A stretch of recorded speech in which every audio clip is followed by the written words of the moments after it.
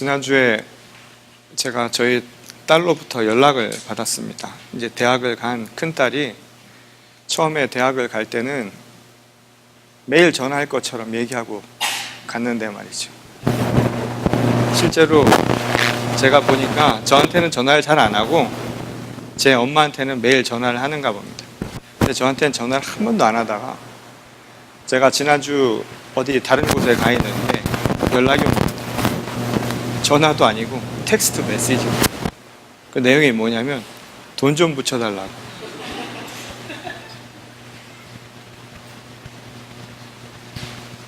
제가 그 메시지를 보면서 무슨 생각을 했냐면 예전에 어른들이 하시던 말씀이 한 가지도 틀린 게 없구나. 무소식이 희소식이다. 그 말의 뜻을 사실은 알면서도 잘 몰랐던 모양입니다. 그러고 나니까 무소식이 희소식이라는 말이 뭔지 아주 가슴 깊이 제가 이해가 되더라고요. 근데 무소식이 희소식이다. 사실은 부모의 입장에서 보면 그 말은 나쁘게 들을 것도 없습니다. 부모야 어떻게 되든 자식들이 잘 되길 바랄 뿐이고 건강하면 또 그곳에서 자기의 꿈을 잘 이루기 위해서 최선을 다하겠지 희망도 있고 또 그에 대한 믿음도 있기 때문에 그런 이야기 하는 건 아니겠습니까? 그래서 희소식입니다. 근데 희소식이라는 말이 우리말로 바꾸면 무슨 말입니까? 기쁜 소식이죠. 여러분 기쁜 소식을 영어로 하면 뭡니까? Good news, 가스펠입니다. 이 하나님의 말씀도 마찬가지죠. 하나님의 말씀이 우리에게 오십니다.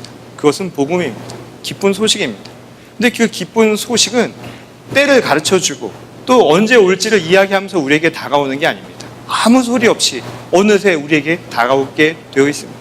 그런데 그 기쁜 소식을 맞이하는 사람들에게는 오직 한 가지만 있는 것이죠. 내가 기쁨으로 받아들일 것인가? 그 희망으로 받아들일 것인가? 내가 그와의 믿음이 있는가? 이것만이 우리에겐 중요하다는 것이죠. 오늘 믿음이 있는 자들마다 또한 기쁨과 소망을 갖는 자들마다 하나님이 전하는 모든 소식은 우리에게 기쁜 소식, 희소식이 될 거란 말씀입니다. 오늘 그런 의미에서요. 하나님 나라의 복된 소식을 들으시기 바랍니다. 희망의 소식으로 들으시고요. 믿음의 소리로 들으시기 바랍니다. 그때 하나님이 전하는 이 하나님의 나라의 모든 이야기는 우리 모두에게 차고도 넘치는 은혜가 될 줄 믿습니다. 저는 오늘 이 시간 이 하나님의 복음의 이야기가 여러분들의 생명 가운데 참 기쁨, 그래서 그 무엇으로도 채울 수 없는 참 소망의 이야기가 될 수 있기를 바랍니다. 이 한국에 여러 식당들이 있는데 그 한국의 식당 가운데 욕 잘하는 욕쟁이 할머니로 유명한 식당이 있습니다. 그곳에 가면 아무 잘못도 하지 않았는데 누구든지 욕을 먹을 수가 있습니다. 그래서 문을 들고 들어가면 그 할머니가 오는 손님들마다 온갖 욕을 해댄다는 겁니다. 예컨대 이런 것이죠. 야, 이 자식아, 알아서 처먹어. 그럼 또 실제로 손님들이 알아서 반찬 가져와서 먹고 한다는 겁니다. 근데 그 이야기를 만일 이런 상황을 한번 생각을 해보십시오. 아무것도 모르는 어떤 아가씨가 밥을 먹기 위해서 그 식당을 들어갔다고 한번 생각을 해보십시오. 갑자기 그곳에서 난데없이 육두문자를 쓰면서 이 아가씨에게 욕을 해댄다면 어떤 생각이 들까요? 아마 주랭랑을 치거나 아니면 기분이 아주 나빴을 겁니다. 그럼에도 불구하고 그 식당에 들어가서 밥도 먹고 욕도 먹는 사람들은 무슨 생각을 가지고 거기 앉아 있을까요? 한편으로는 익숙해졌을 겁니다. 그 욕에 익숙해진 사람들이 거기 앉아서 먹고 있을 거고요. 또 하나는 그 욕을 먹으면서 구수한 할머니의 정을 생각하는 사람들도 있을 겁니다. 예전에 이랬지 하는 정감을 느끼며 밥을 먹는 사람도 있을 겁니다. 그런데 말이죠. 중요한 건 여하간 어떤 이유건 분명한 사실 하나는 무엇입니까? 그 식당에 들르는 이유입니다. 그 식당에 들르는 이유는 욕을 먹건 아니면 무엇을 하건 떠나서 가장 중요한 것은 밥맛이 있어야 된다는 거예요. 그곳에 가는 사람들은 식당에 밥을 먹으러 가는 것이죠. 그러니 밥을 먹는 것이 거기엔 가장 중요한 목적이란 말입니다. 생명의 말씀도 마찬가지입니다. 우리가 하나님의 말씀을 듣습니다. 특별히 하나님 나라에 대한 이 복음의 소식은 예수님의 말씀을 통해서 우리에게 전달되는데 대개의 경우 그 이야기는 수많은 비유의 표현으로 우리에게 전달이 됩니다. 그래서 알 듯 모를 듯한 수많은 표현들, 그리고 때로는 우리가 듣기에 민망하고 듣기에 거북한, 오늘날 우리의 생각으로는 이해하기 어려운 내용들이 너무나 많다라는 것이죠. 근데 중요한 사실은 무엇입니까? 그것은 바로 하나님의 나라, 바로 그 이야기가 우리에겐 중요하다는 것이죠. 생명의 말씀이 우리에겐 필요하다, 이 말씀입니다. 달고 오묘한 말씀을 먹으려는 그 소망과 그 믿음이, 진정한 이 말씀이 우리 가운데 생명으로 다가올 수 있다는 겁니다. 그런 의미에서 이 비유의 이야기도 다른 모든 이 비유 자체의 표현에 집중할 것이 아니라 그 비유를 통해서 과연 무엇을 이야기하려는가, 거기에 먼저 우리의 시선이 머물러야 한다는 겁니다. 우리가 주목해야 할 것은 이 비유의 내용이 아니라 이 비유를 통해서 오늘 지금 하나님이 전하고자 하는 하나님 나라란 과연 무엇인가, 그리고 그 나라를 꿈꾸는 자들, 그 희소식, 기쁜 소식, 복음의 소식을 꿈꾸는 자들이 가져야 할 마음의 모습이 무엇인가, 그리고 삶의 태도가 무엇인가를 먼저 생각해야 한다는 겁니다. 그런 의미에서 오늘 본문 말씀은 이 하나님 나라에 대한 아주 독특한 비유를 통해서 우리에게 전하고 있는 것을 보게 됩니다. 오늘 본문 말씀은 예수께서 달란트라고 하는 것을 가지고 하나님 나라의 모습을 우리에게 가르쳐 주셔요. 이 달란트라고 하는 것은 하나의 화폐 단위입니다. 근데 이 화폐 단위는 굉장히 크죠. 오늘날은 달란트라고 하면 우리가 흔히 뭐라고 얘기합니까? 재능, 뭐 이런 것으로 표현을 하는데, 실제로 당시에 달란트라고 하는 것은 임금 노동자들 평균 15년치 임금입니다. 그리고 오늘날로 시세를 환산해 보면 약 4억에서 한 6억쯤 된다고 합니다. 그러니 적지 않은 아주 큰 돈이죠. 오늘 이 달란트를 가지고 이 주인이 자신의 종들에게 그 능력에 따라 차등 배분하는 내용이 나옵니다. 예컨대 첫 번째 종에게는 5달란트를 주죠. 그리고 두 번째 종에게는 2달란트를 줍니다. 그리고 마지막 세 번째 종에게는 1달란트만을 줍니다. 그리고 길을 떠나죠. 그것은 아마도 이 종들이 지금까지 보여주었던 그들의 능력에 따라서 주인이 그에 합당하게 아마 나누어 주었을 겁니다. 그리고 그것을 어떻게 잘 운용하느냐, 그것을 보기 위해서 그들에게 달란트를 일정하게 나누어 주었다는 것이죠. 그리고 나서 어느 순간에 이 주인이 다시 돌아오게 됩니다. 그리고 오늘 말씀은 그 결과를 우리에게 가르쳐 주죠. 오늘 결과에서 어떤 일이 벌어집니까? 첫 번째 종과 두 번째 종, 5달란트를 받은 종과 2달란트를 받은 종들은 똑같이 100% 이윤을 남기게 됩니다. 5달란트를 받은 종은 5달란트를 더 얻게 되고요. 그리고 2달란트를 받은 사람도 2달란트의 이윤을 더 얻게 된 겁니다. 100% 이윤을 확장한 거죠. 다시 말해서 경영, 운영을 아주 잘했단 말입니다. 그래서 오늘 주인은 그들에게 아주 충실한 종, 신실한 종이라고 칭찬받고 있는 내용을 오늘 본 말씀은 기록하고 있습니다. 그런데 재미있는 것은 마지막 세 번째 종입니다. 이 세 번째 종은 다른 종들과 달리 어떻게 했는가? 소심하고 또 자신의 능력에 대해서 믿지 못했지요. 그래서 차라리 이것을 잃어버리느니 내가 어딘가에 묻어뒀다가 원금이라도 다시 돌려줘야 되겠다. 그래서 그것을 땅에 묻었다가 주인이 돌아오자 그 돈을 고스란히 다시 돌려주게 됩니다. 그러자 그 주인이 뭐라고 얘기합니까? 쓸모없는 종이라고, 게으른 종아, 무익한 종이라고 이야기합니다. 쓸모없는 종이라고. 그리고는 남아있는 그 돈을 나머지 사람 능력 있는들에게, 종들에게 돌려주고 이 마지막 세 번째 종은 쫓아버렸더라 라는 것이 오늘 본문 말씀의 내용입니다. 오늘 본문 말씀을 한번 잘 생각해 보십시오. 이 비유의 내용은 사실 비유라고 생각을 하지 않으면 오늘날 우리의 현실과 아주 유사하다는 것을 우리가 보게 됩니다. 오늘날 우리가 살아가는 현실의 모습이 꼭 이와 같지요. 오늘 살아가는 이 땅의 현실의 모습은 무엇입니까? 능력이라고 하는 것. 그래서 더 많은 이윤을 얻고자 하는 것이 우리들의 삶의 모습이고 태도라고 해도 과언이 아닙니다.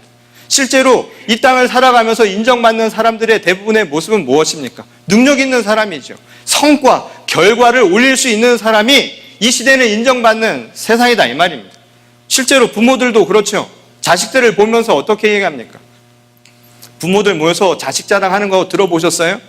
어떤 자식들 자랑합니까? 공부 잘하는 자식 자랑합니다. 아유, 우리 아들이 좋은 대학 갔어. 이것을 자랑하죠.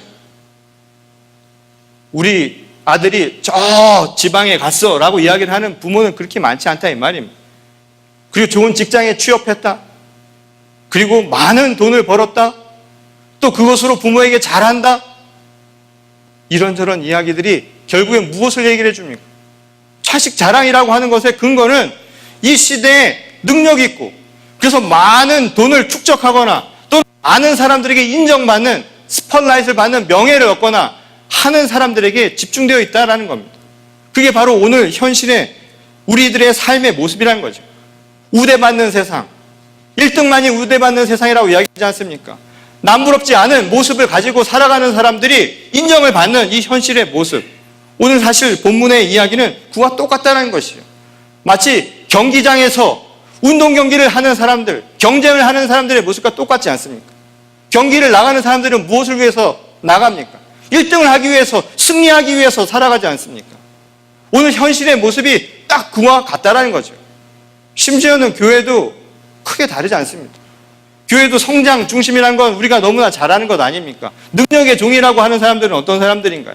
능력의 종은 아무나 능력이 있는 종이라고 이야기하지 않습니다. 교회를 크게 부흥시키고 성장한 사람들에게 능력의 종이라고 하는 칭호를 붙여준다 이 말이죠. 이게 오늘날 현실의 모습이라는 거죠. 과연 오늘 이 말씀은 우리에게 이런 현실의 기준을 그대로 이야기하고 있는 것일까요? 만약 그렇다면 여러 가지 문제점들이 생길 수 있을 겁니다. 실제로 현실의 기준처럼 능력 있고 성과를 올릴 수 있는 사람이라고 하는 것은 한정되어 있다 이 말입니다. 실제로 경기에서 1등을 하는 사람은 한 명밖에 없는 것 아닙니까? 만약 오늘 우리가 살아가는 이 시대가 1등만 인정받는 사회, 능력 있는 사람만 인정받는 사회라고 한다면 그 자체가 공평한 사회가 아니라고 이야기할 수 있는 것이죠. 우리가 그 안에서 다 승리할 수 있는 건 아닙니다. 다 능력 있는 거 아니에요. 다 미모를 갖추고 있는 건 아니지 않습니까? 다 모든 것을 누릴 수 있는 그런 행운이 모든 사람에게 주어진 것은 결코 아니다 이 말입니다. 그것만이 아니죠. 어떤 사람들은 그것을 삶의 목표로 살지도 않습니다. 어떤 사람은 전혀 다른 사고를 가지고 전혀 다른 가치관을 가지고 살아가는 사람도 분명히 이 땅 가운데 있다는 거죠. 세상 가운데 능력과 성과 그리고 경쟁에서 승리를 우선시하는 이 현실 속에서도 그것을 삶의 모토로 삼지 않고 살아가는 사람들은 얼마든지 있다는 말입니다. 제 가장 친한 친구 중에 하나가 제가 중학교 때 만난 친구가 있습니다. 근데 이 친구가 얼마나 그 당시에는 제가 놀랍게 보이던지요. 그 당시에 제가 키도 작았지만 저보다 키도 한 뼘 이상 컸는데다가 생각이요. 아주 깊었습니다. 중3짜리인데 놀라울 정도로. 근데 그 친구를 보면서 제가 늘 부러웠던 게 뭐였냐면 이 당시에는 고등학교 올라갈 때 이 시험을 보고 올라갔습니다. 요즘에도 있지요. 학력고사 같은 것을 중학교에서 고등학교 올라갈 때 시험을 치르는데 보통 중3이 되면 그래서 모든 사람들이 이 시험이라고 하는 것에 집중을 합니다. 그러니까 시험 중심으로 모든 게 돌아간다 이 말인 거죠. 그런데 그 친구는 시험 준비를 하질 않는 거예요. 거기에 집중을 하지 않더라 이 말입니다. 아주 특이한 케이스였죠. 뭘 하냐면 앉아서 시집을 읽고 있는 거예요. 영어를 공부하는데 영자 신문을 펴고 영자 신문을 읽는 거예요. 얼마나 근사해 보이는지. 국어 시험을 준비하기 위해서 그 친구는 소설책을 읽는 겁니다. 당시에 데미안이라는 소설을 읽고 있었습니다. 헤르만 헤세의 데미안을 읽는 그 친구를 바라보면서 도대체 저런 친구는 뭘까? 한 번은 산에 등산을 하러 가자고 책 한 권을 가져오라고 저에게 얘기를 하는 겁니다. 그래서 가서 산속에서 같이 책을 읽자. 저는 그때 뭘 갖고 가냐면 성문 기초 영어를 들고 갔습니다. 시험에 이 강박관념 때문에 거기로 올라가면서도 시험과 관련된 학습지를 갖고 올라갔죠. 그 친구는 소설책을 가지고 왔는데 너무나 대조적이었던 거죠. 그 친구에게 물어봤습니다. 그 친구가 살아가는 세상, 그 친구가 바라보는 세상은 과연 어떤 것일까 너무나 궁금했던 거죠. 자기만의 세상이 있는 거예요. 자기만이 바라보는 삶의 이 기준과 가치관이 완전히 다른 거였습니다. 근데 그 친구가 어떻게 됐을까요? 지금은 저랑 똑같은 일을 합니다. 생명을 위한 일을 하죠. 보험사에서 일합니다. 저는 목사가 됐고 그 친구는 생명과 관련된 보험을 팔죠. 현실에서 그 친구도 지금은 다르다라는 것을 느끼고 있다. 만일 내가 전혀 다른 생각을 가지고 이 시대를 살아간다면 완전히 그곳에서 은둔형이 되던가 완전히 고립되던가 언젠가는 맞이하는 현실 때문에 힘들어할 수 있는 게 바로 오늘의 모습이라는 겁니다. 오늘 이 현실, 어떻게 보면 비유가 아니라 아주 적나라한 오늘 우리들의 모습을 분명하게 이 이야기는 우리에게 다시금 생각해 보도록 하고 있다는 겁니다. 근데 오늘 그럼에도 불구하고요, 오늘 이 본문 이야기를 보게 되면 주인은 끝까지 이 세 번째 종을 나무라고 있죠. 이 은을 올리지 못한 바로 그에 대해서 잘못된 종, 쓸모없는 종이라는 이야기를 하고 있다는 겁니다. 근데 어떤 의미에서 보면 이 세 번째 종이야말로 참 인간적인 종 아닐까요? 그런 생각 안 듭니까? 순수하다는 생각 안 드세요? 좀 이런 사람 있으면 안 될까요? 우리가 살아가는 이 시대에 돈만 잘 벌고 정말 하는 족족이 성공하는 사람 말고 좀 가끔씩은 이렇게 엉뚱한 사람이 있으면 괜찮지 않을까요? 제가 어렸을 때 돈을 한번 받아본 일이 있는데요. 누가 저한테 돈 100원짜리를 줘줬습니다. 근데 그 100원짜리를 들고 어떻게 할 줄 몰라갖고 제가 어떻게 했는 줄 아십니까? 가서 땅에 묻었어요. 나중에 꺼내서 쓰려고 어떻게 쓸 줄을 몰라서 가게 한번 가본 적이 없으니까 나중에 못 찾았습니다. 그걸 묻으면서 지형 지물을 확인하고 땅을 묻었어야 되는 건데 하늘 보면서 묻었다는 거 아닙니까? 지나가는 구름을 보면서 구름 밑에다 묻어서 결국엔 못 찾았는데 어떻게 보면 엉뚱하고 순수한 사람들 아닐까요? 그럼에도 불구하고 오늘 이 이야기는 분명하게 세 번째 종이 쓸모없는 종이라고 이야기를 합니다. 그런 의미에서 이 종이 한 이야기 24절에 보면 오히려 이 이야기는 세 번째 종이 아니라 주인이 이상한 거 아닐까라는 질문을 갖게 만들죠. 오늘 본 말씀 24절에 보면 이런 이야기가 나오죠. 심지 않은 데서 거두시고 뿌리지 않은 데서 모으신다. 주인이 어떤 사람이냐면 심지도 않은 데서 그리고 뿌리지도 않은 데서 거둔다 이 말입니다. 악독한 사람 아닙니까? 다시 말해서 불로소득을 걷는 사람들, 다시 말해서 일하지 않고도 소득을 얻으려고 하는 욕심이 강한 사람임을 오늘 보게 된다는 것이죠. 그리고는 이야기하기를 이걸 통해서 너가 이윤을 얻지 못하는 것, 그래서 내가 행한 것처럼 하지 못하는 것은 이 시대에 아무 쓸모도 없는 것처럼 오늘 이야기를 하고 있다는 겁니다. 오늘 현실 속에서 이런 모습들이 계속해서 드러나지 않습니까? 직장에서도요. 요즘에 무슨 4호정, 38선 이런 이야기들 나오지 않습니까? 나이가 어느 정도 되면 젊은 사람들한테 떨려 나가는 겁니다. 그렇지 않습니까? 아직도 파워포인트가 모르는 분들도 있죠. 엑셀 못하는 분들 있죠. 컴퓨터 어떻게 켜는지도 모르는 분이 있죠. 아직도 컴퓨터 바이러스 들면 약 뿌리는 분들이 있죠. 이 시대의 변화를 맞춰가지 못하는, 그래서 마치 이 시대에 쓸모없다라고 쫓겨나는 사람들이 얼마나 많습니까? 그게 바로 오늘의 비정한 현실이죠. 그런데 오늘 본문 말씀을 이해하는데 만약 이런 시각으로 읽는다면 어떤 해석이 나온 줄 아십니까? 우리에게 달란트는 재능이라는 겁니다. 그럼 그 재능이라고 하는 것은 결국 뭡니까? 하나님에게서 받았다는 그 재능도 결국 능력 아닙니까? 능력. 결국 능력이라고 하는 관점에서만 본다면 하나님 나라에 가는 그 달란트도 결국 뭡니까? 능력대로 간다는 소리 아닙니까? 여러분, 하나님을 제 능력대로 갑니까? 하나님을 자기 가진 것 가지고 하냐 이 말입니다. 흔히 많은 해석을 우리가 이 말씀을 읽으면서 이것은 재능이 하나님이 주신 재능이니까 그 재능을 잘 활용하는 것으로 이야기를 하는데 말이죠. 과연 하나님 나라를 우리의 능력만으로 그리고 그것을 통한 성과만을 가지고 간다고 이야기할 수 있겠느냐 이 말입니다. 어찌 보면 이 이야기는 우리가 생각하는 것과 전혀 다른 이야기를 하고 있다는 생각을 할 수가 있다는 겁니다. 오늘 그런 의미에서 비유의 말씀은 능력과 성과, 받은 재능을 가지고 그것을 잘 활용하는 것으로 가는 하나님 나라의 이야기를 하고 있는 것이 결코 아니다라는 것을 생각해 볼 수 있다는 겁니다. 과연 오늘 예수께서 이 이야기를 통해서 보여주시고자 하는 하늘나라의 모습은 과연 무엇일까요? 여러분, 하나님의 나라는 보이는 물질로 갈 수 있는 나라가 결코 아닙니다. 보이는 재물을 가지고 갈 수 있는 나라가 아닙니다. 우리의 능력으로요, 우리의 행위를 통해서 갈 수 있는 것도 결코 아닙니다. 우리가 성경을 통해서 들은 이야기가 무엇입니까? 하나님의 나라는 오직 믿음으로만 가는 나라입니다. 다시 말해서 이 달란트는 우리가 생각하듯 보이는 능력과 보여지는 재물의 이야기가 아니라 보이지 않는 하나님이 주신 그 무언가에 대한 이야기를 우리에게 하고 있음을 보게 된다는 겁니다. 어찌 보면 하나님 나라니요, 우리가 생각하는 너무 능력이 좋은 사람들, 너무 잘하는 사람들의 이야기가 아니라 전혀 그 반대 이야기, 오늘 현실 속에서는 고통받는 사람들의 이야기일 수도 있다는 겁니다. 실제로 예수께서 이야기하지 않습니까? 오늘 이 시대에 애통해하고 이 시대에 굶주리고 가난한 자들, 바로 그들의 것이 하나님의 나라가 열려져 있다라고 얘기하지 않습니까?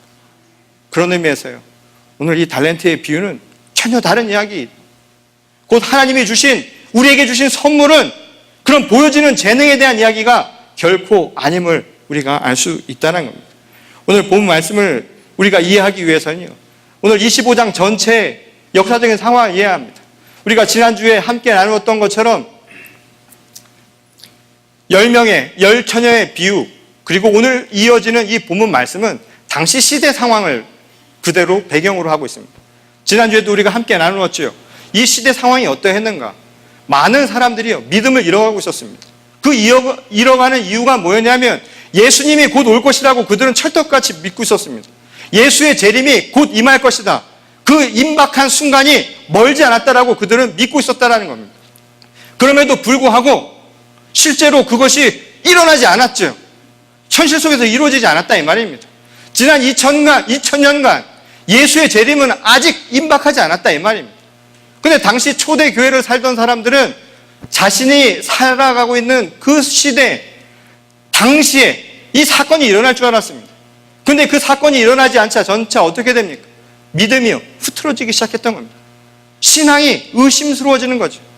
믿음이 연약해져 가는 겁니다. 느슨해진 신앙을 갖기 시작했다는 겁니다. 오늘 2000년이 지난 오늘 우리 교회가 어떻게 변화가 되고 있습니까? 초대 교회의 영성을 잃어버리고요, 신앙의 힘을 잃어버리지 않았습니까? 느슨해지고요, 언제 주님이 오실지 우리는 기약도 없이 살아가는 사람들 아닙니까? 그러다 보니까 오늘날 믿음은 연약해지고요, 점차 흔들리는 신앙을 갖고 있는 것 아닙니까? 그런 우리들에게 오늘 이 비유의 말씀은요, 분명하게 이야기합니다. 깨어있는 종이 되라고, 신실한 종이 되어 있으라고, 그리고 내가 지금 너희에게 분명히 약속을 주셨다는 겁니다. 그리고 그 약속은 무엇으로 주었냐? 달란트를 주셨다는 겁니다. 그 달란트를 통해서 오늘 이 시대 준비하는 종으로 살라는 말씀이 바로 이 비유의 핵심입니다. 오늘 예수 그리스도의 재림을 기다리는 이 시대의 교회, 이 시대의 성도들에게 주신 말씀입니다. 우리 마음 가운데 보이지 않는 그 무언가를 주님이 주셨으니 그것을 붙들고 오늘 이 시대를 살아가라는 얘기입니다. 과연 그것이 무엇일까요? 오늘 본 말씀은 달란트가 어디서 왔다고 얘기합니까? 주셨죠. 주인이 준 겁니다. 곧 달란트는요, 내가 얻은 게 아니라 선물이라는 사실을 알게 됩니다. 하나님으로부터 온 은사에 대한 이야기입니다. 과연 그 은사는 무엇을 이야기하는 걸까요? 요한복음 3장 16절에 너무나 잘 아는 말씀이 있죠. 하나님이 이토록 이 세상을 사랑하시지 않았습니다. 그래서 그의 독생자를 우리에게 보내주신 것 아닙니까?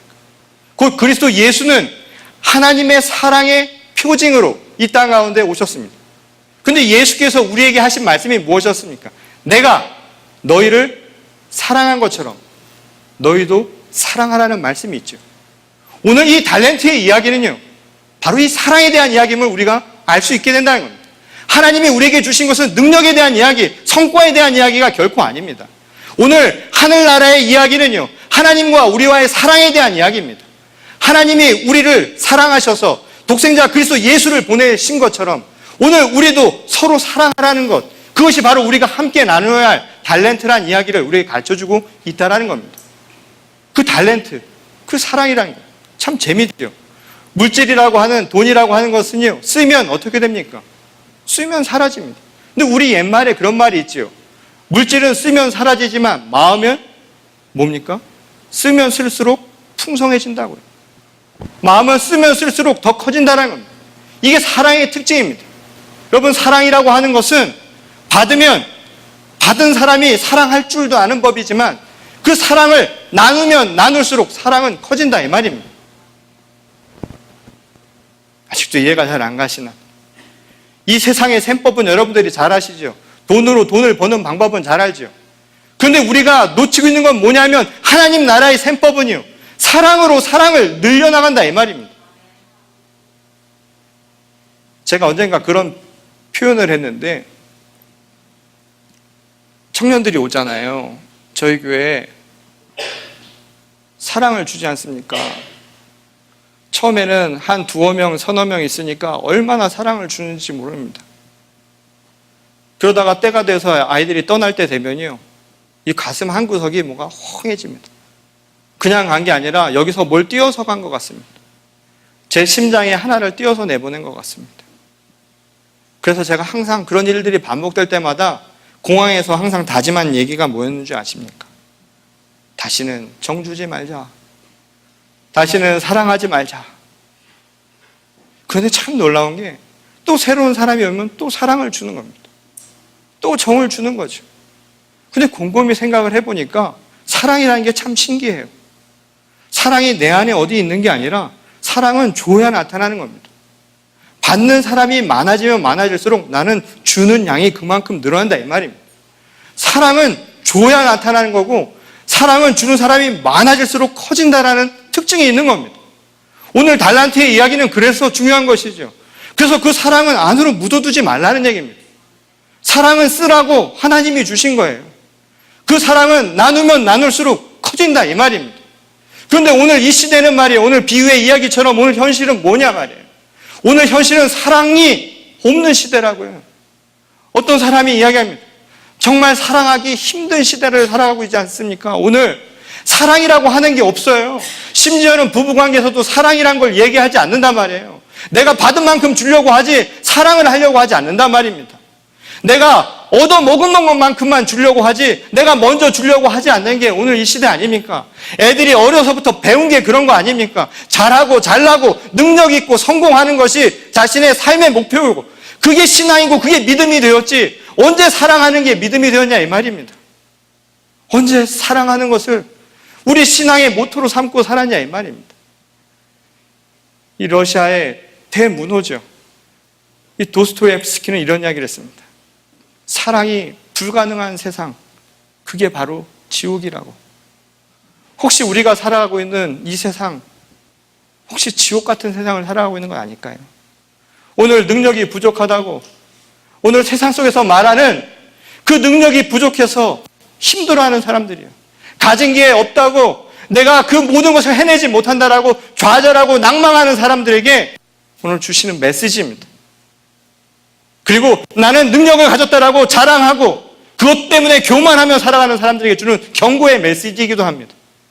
하나님 나라는 사랑을 나누는 겁니다. 능력으로 자신을 키우는 것이 진정한 삶의 목표가 아니라 사랑을 나누는 것. 이게 바로 이 시대의 진정한 모습이 되어야 한다는 것이죠. 오늘 우리 성도들에게 주시는 말씀입니다. 과연 우리는 그 달란트를 사용하고 있습니까? 정말 우리는 그 사랑을 나누고 있습니까? 입에 달면 삼키고 입에 쓰면 뱉는 게 오늘 우리들의 삶의 모습 아니었을까요? 오늘 이 젊은이들이 오늘 이 시대에 어떤 목적을 가지고 목표를 가지고 살아갑니까? 경기에서 승리하는 것, 그게 세상의 목적인 것 같지만 그건 그때뿐입니다.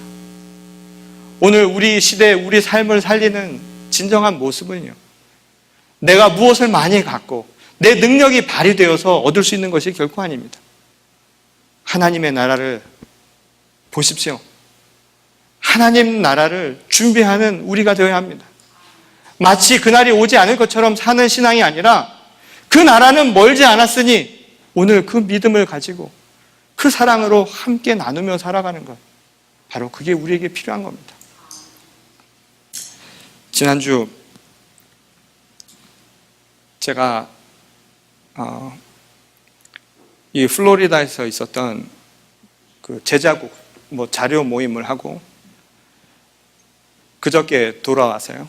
어제 사무실에 들어와 보니까 편지가 한 통이 와 있었습니다. 누구한테 온 걸까?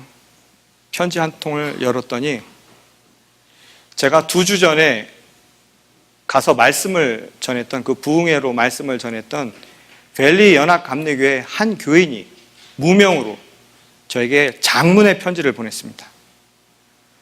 약 3장이 넘는 긴 편지를 저에게 써서 보냈습니다.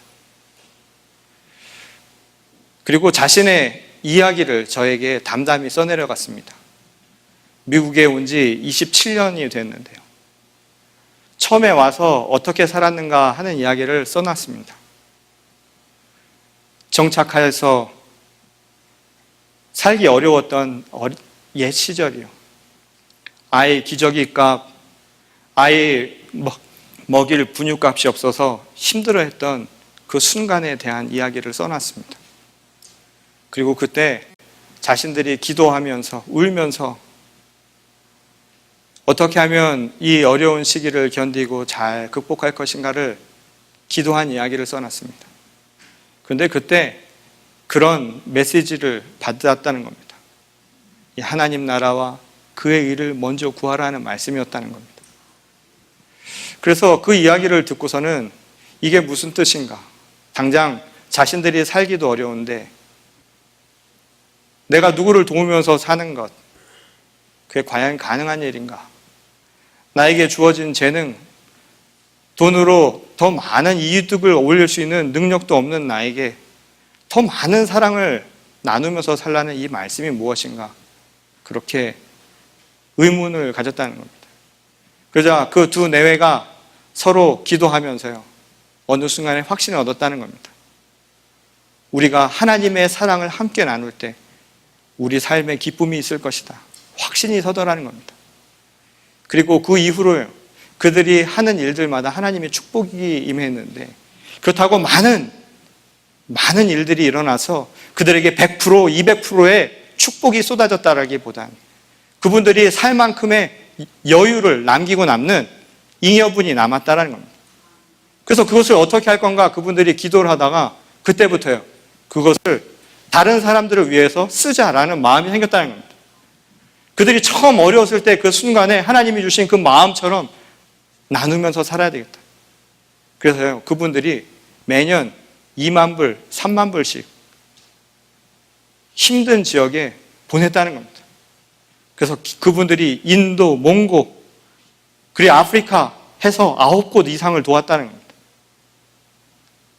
그러면서 저에게 말미에 2주 전 제가 전한 말씀을 들으면서 마음에 또 다른 뜨거움이 느껴졌다는 겁니다. 그리고는 그분들이 저희에게 책을 보냈습니다. 우리 청년들을 위해서 사용했으면 좋겠다. 이 교회를 위해서 사용했으면 좋겠다.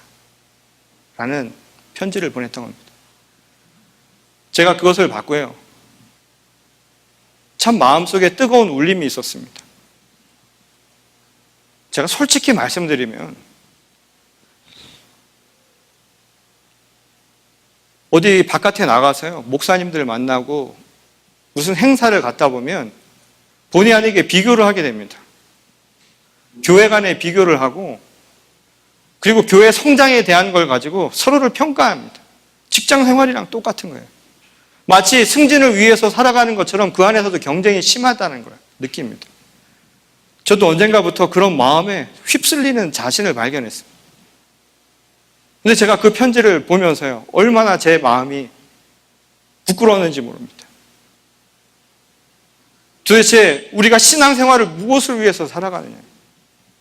교회도 사람 수로 생각하고요, 성장을 위해서 살아가고 교회 키우는 게 목적이 되어버린 이 현실 속에서 나조차도 거기에 빠져버린 건 아닌가?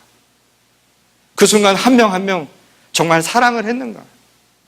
사랑을 나누라고 그 달란트를 줬는데 나는 묵히고 있는 것은 아닌가? 오늘 저에게 그런 울림이 되는 말씀이 되었습니다. 오늘 우리 모두에게 주시는 말씀입니다. 과연 정말 나는 하나님이 주신 그 사랑이라는 달란트를 이 안에 묵히고 살아가는 것 아닐까요?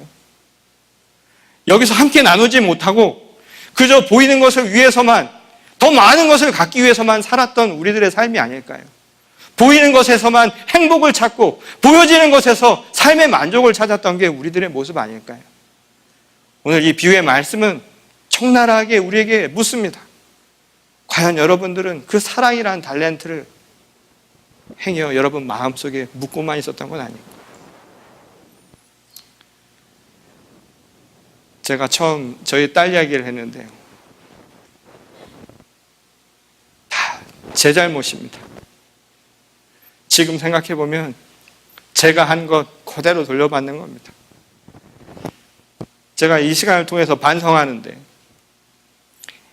애가 크니까, 고등학교가 되니까 저도 모르게 말씀을 전할 때는 하나님의 딸이 되어서 신실한 종으로 살아라 하면서도요, 애 공부 잘하라고 얼마나 닥달했는지 모릅니다. 성적으로 좋은 학교 가야지 편안하게 살 수 있다고. 그 부모님 말들 똑같지요? 제가 무슨 생각이 들었는지 아십니까? 저도 모르는 새 그 주인처럼 하나님이 주신 달란트는 그게 아니었는데 그거는 못 주고, 사랑은 못 주고, 애한테 세상을 살아가는 성과와 능력만을 가르친 게 아닌가. 제 자신이 부끄러웠습니다. 오늘 우리가 살아가는 이 현실이요, 그만큼 어려운 겁니다. 오늘 우리의 가슴을 얹고, 여러분 오늘 이 아침 다시 한번 깊이 생각해 보십시오. 정말 나는 사랑을 나누고 살아가냐 말입니다. 행여 우리도 그 종처럼 사랑을 가슴에 묻어두고 나누지 못하는 무익한 종은 아닌가. 우리에게 주신 그 큰 사랑을 함께 사용하지 못해 쓸모없이 살아가는 모습은 아니었는가. 오늘 되새기는 여러분이 되시기를 바랍니다. 바라기는 우리 모두가 오늘 이 아침 기쁜 소식 속에서요, 하나님의 그 사랑을 함께 붙들고 앞으로는 그것을 100%가 아니라 200%, 300% 함께 키워나가서 하나님 나라를 확장하는 저와 여러분 모두가 되시기를 주님의 이름으로 간절히 축원합니다. 우리 다 같이 기도하겠습니다.